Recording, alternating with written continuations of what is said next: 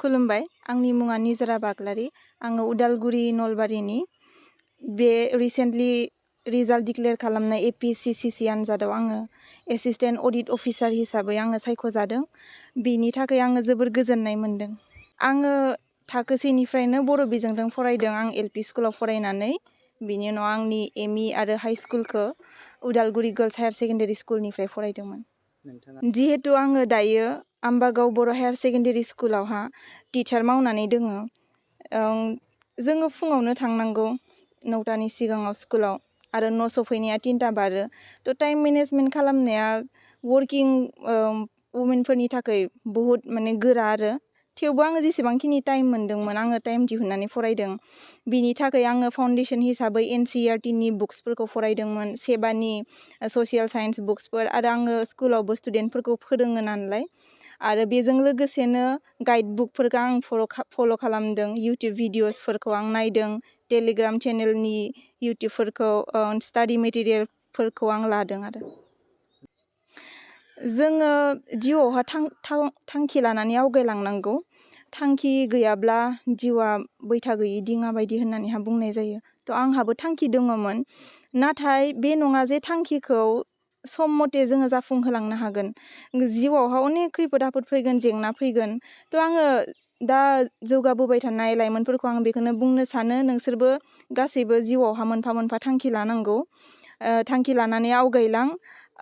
थांखिखौ जोङो जेब्लायबो गिदिर थांखि जोङो लानांगौ फिसा नङा आरो आं बेखौनो बुंनो सानो जिहेतु आंबो बर' मिडियामावसो फरायनाय मिडियामा कुनु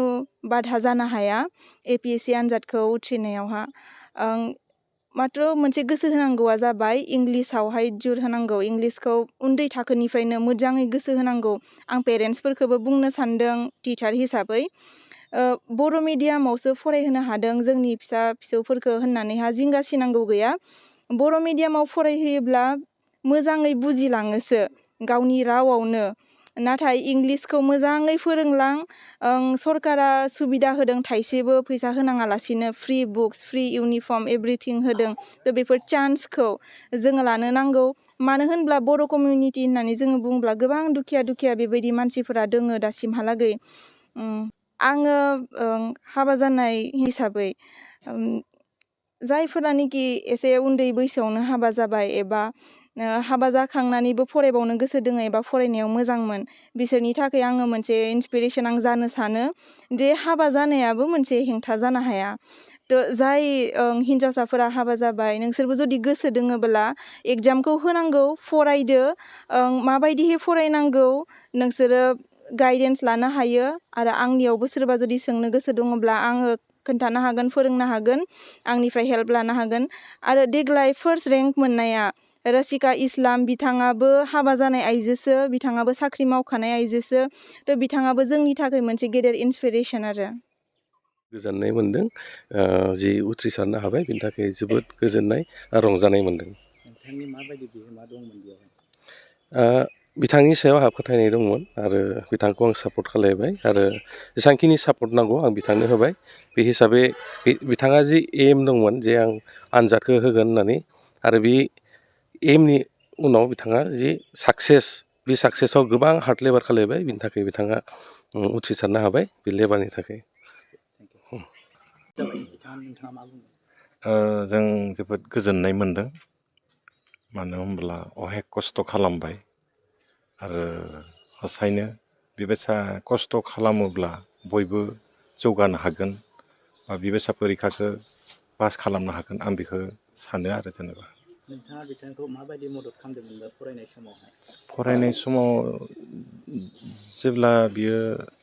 बेबायसा स्टाडि खालामो जों एसे आसरित मोनोमोन आरो एकदम मोना 1टा 1:30सिम फरायो आरो सानावबो टाइम मोनबानो फरायोमोन आरो स्कुलावबो थाङो बेबायसा आरो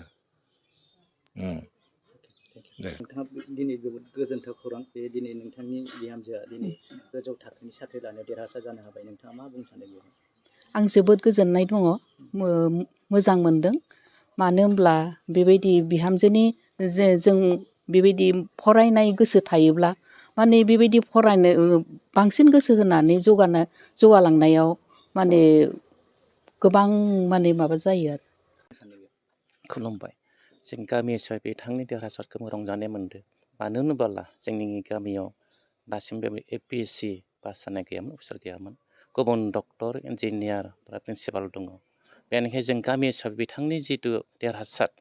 बेवहाय जों जोबोद रंजादों जोङो। हेपि आरो गामि हिसाबै। धन्यबाद।